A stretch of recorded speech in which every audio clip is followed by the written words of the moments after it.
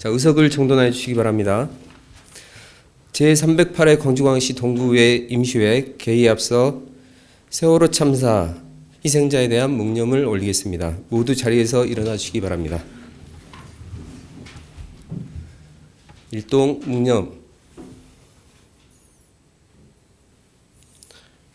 바로 모두 자리에 앉아 주시기 바랍니다.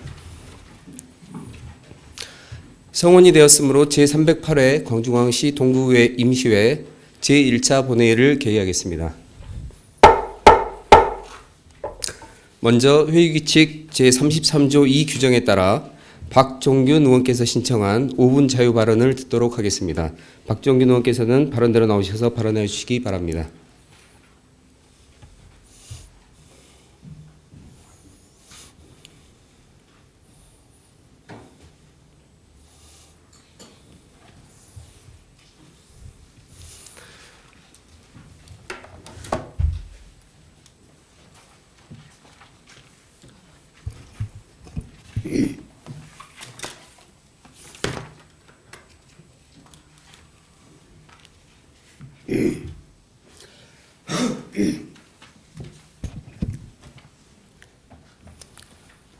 존경하는 동구민 여러분, 임택 동구청장님을 비롯한 공직자 여러분, 그리고 김재식 의장님과 동료 의원 여러분, 안녕하십니까? 우리 구 발전과 주민 복리 증진을 위해 열심히 일하고 봉사하고 있는 지산동, 서남동, 학동, 학운동, 지원동을 지역구로 둔 동구의 박종균 의원입니다. 저는 오늘 우리 구 행정동 간 경계 조정의 필요성과 그와 관련된 주민 공론의 장을 마련을 제안하고자 합니다. 우리 동구는 굵직한 광주광역시 역사와 함께 걸어왔습니다. 과거 전남도청이 소재한 행정중심지로 광주광역시를 이끄는 경제 메카로, 또 세계적인 민주도시로 도심 곳곳에 정치, 경제, 사회, 문화적 가치가 겹겹이 쌓여 있는 도시입니다. 저는 이 유서 깊은 도시에서 의정 활동을 할 수 있다는 것에 아주 큰 자부심과 또 막중한 책임감을 느낍니다. 지난 몇 년간 우리 구는 계림동과 산수동, 중장동과 계림1동, 지산동, 지원동, 그리고 서남동의 경계를 조정하는 등 주민 편의와 행정 효율 증진을 위해 꾸준히 경계 조정을 해왔습니다. 이러한 경계 조정은 대규모 공사와 지역 여건의 변화에 따른 조치였습니다. 최근 우리 구는 지속적인 재개발, 재건축 바람에 힘입어 도시 구조와 환경이 어느 때보다도 급변하고 있습니다. 또 지역 거점 상권들이 확대되고 문화, 인문 행사가 늘어나는 등 역사적 공간에 깊이감과 부피감이 날로 더해가고 있습니다. 과연 다원성이 살아 숨쉬는 도시라 할 수 있습니다. 그런데도 현재 우리 구 행정동 간 경계는 꽤 오래전에 머물러 있습니다. 현재 동간 경계가 실제 주민들의 생활에 딱 맞는지 의구심이 듭니다. 시간이 흐르는 동안 거지 인구 변화와 함께 주민들의 생활권이 변화하고 새로운 주거지가 조성되고 상업 및 문화활동의 중심이 이동했습니다. 주민 삶의 변화 속도를 따르지 못하는 현행 행정동 간의 경계로는 주민들의 생활 패턴과 현실을 온전히 반영할 수 없습니다. 주민들께 직접적인 불편을 안겨줄 수밖에 없습니다. 또한 현재 경계 설정은 행정 효율성을 저하하는 원인이 되고 있습니다. 행정자원 배분이 실제 주민들의 필요와 불균형을 이루고 있습니다. 일부 지역에서는 행정 서비스에 대한 수요가 공급을 초과하는 반면 다른 지역에서는 상대적으로 자원이 남는 현상이 발생하고 있습니다. 이러한 불일치는 주민들이 행정 서비스를 이용하는 데 불편함을 초래하는 걸 넘어서 결과적으로 지역 공동체의 통합성을 해치는 주 원인이 되고 있습니다. 이에 저는 다음과 같은 제안을 하고자 합니다. 우선 경계 조정에 앞서 주민들의 의견을 폭넓게 수렴할 수 있는 공론의 장이 필요합니다. 이는 주민들이 느끼는 불평과 요구사항을 정확히 파악하는 계기가 될 뿐 아니라 주민들 스스로 참여하고 협치하는 뿔뿔이 민주주의를 실천한 계기가 될 것입니다. 최근 동구 곳곳에서 대규모 재개발 아파트 단지가 들어서면서 인구가 증가하고 지역에 새로운 활력이 생겨났습니다.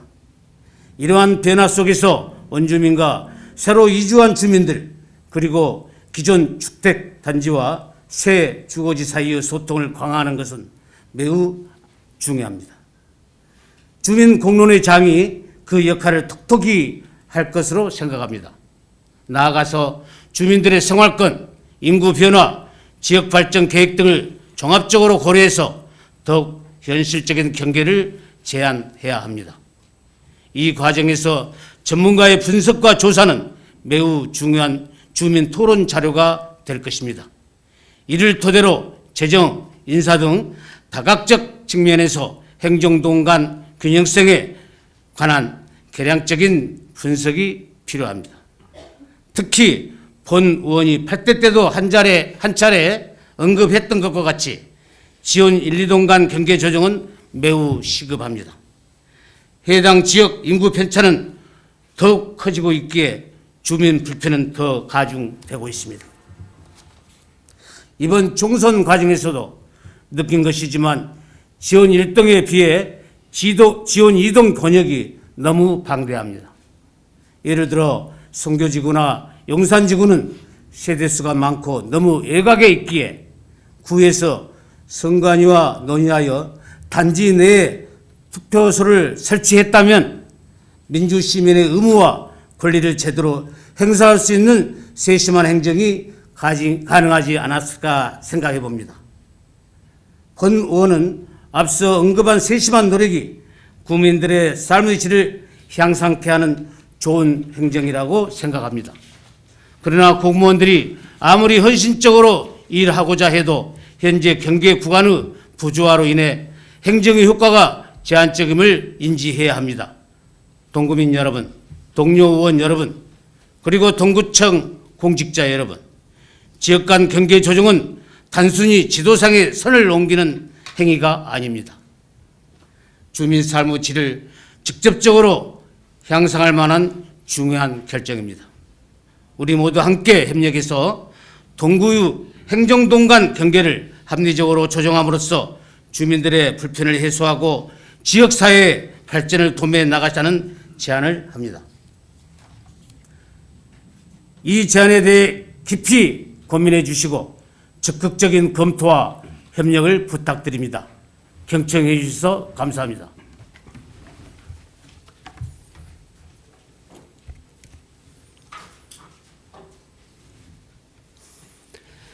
박종균 의원 수고하셨습니다. 다음은 의회 사무과장으로부터 보고사항을 듣도록 하겠습니다.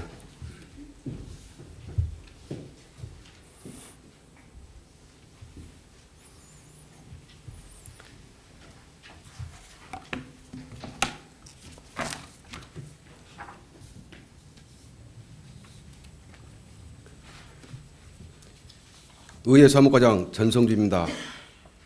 제308회 강주광역시 동구의회 임시회 집회에 관한 사항과 폐회 중 의안 제출 사항에 대해 보고 드리겠습니다. 먼저 집회에 관한 사항입니다. 이번 임시회는 지방자치법 제54조 제3호의 규정에 따라 김현석 의원의 3인의 집회 요구로 지난 4월 3일 제307회 임시회 폐회 중 제1차 의회운영위원회에서 제308회 강주광역시 동구의회 임시회 회기 및 의사일정 협의회 건이 심사 의결되어 오늘 제308회 강주광역시 동구의회 임시회를 소집하게 되었습니다. 다음은 폐회 중 의안 제출 사항에 대해 보고 드리겠습니다. 먼저 예산안입니다. 지난 4월 8일 동구청장으로부터 제출된 2024년도 제1회 추경 예산안에 대해서는 소관 상임위원회별로 심사하도록 해부하였습니다. 다음은 조례안 등 일반 안건입니다. 먼저 의원 발의 안건입니다. 전체 의원이 공동 발의한 강주광역시 정구의 의원 의정 활동비 등 지급에 관한 조례 일부 개정 조례안 등 총 2건의 의원 발의 안건이 제출되었습니다. 다음은 동구청장으로부터 제출된 안건입니다. 지난 4월 8일과 15일에 동구청장으로부터 강주광역시 동구 추억의 충장축제 운영에 관한 조례 일부 개정 조례안 등 총 13건의 안건이 제출되었습니다. 접수된 안건은 해당 상임위원회에 해부하였으며 보다 자세한 내용은 배부해드린 자료를 참고하여 주시기 바랍니다. 이상으로 보고를 마치겠습니다.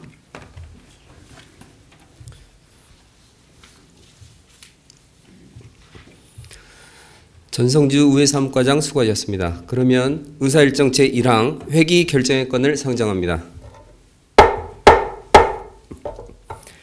이번 제308회 광주광역시 동구의회 임시회 회기는 의회 운영위원회에서 협의한 대로 2024년 4월 16일부터 4월 24일까지 9일간으로 하고자 하는데 의원 여러분께서는 이의 없으십니까? 이의가 없으므로 가결되었음을 선포합니다. 다음은 의사일정 제2항 휴회 의결의 건을 상정합니다.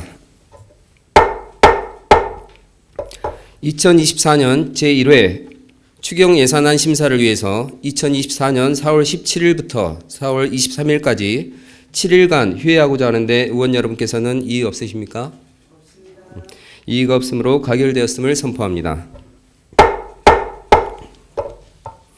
끝으로 동구의회 회의규칙 제46조의 규정에 의해 회의록에 서명할 의원을 선임하겠습니다. 순서에 의하여 김현숙 의원과 노진성 의원을 회의록 서명 의원으로 선임하고자 하는데 의원 여러분의 의견은 어떠십니까? 그러면 김현숙 의원과 노진성 의원께서 회의록 서명 의원으로 선임되었음을 선포합니다. 그럼 오늘 회의는 이것으로 마치고 제2차 본회의는 2024년 4월 24일 오전 10시에 개회하여 2024년 제1회 추경예산안과 조례안 등 일반 안건에 대한 심의가 있겠으니 착오 없으시기 바랍니다. 사내를 선포합니다.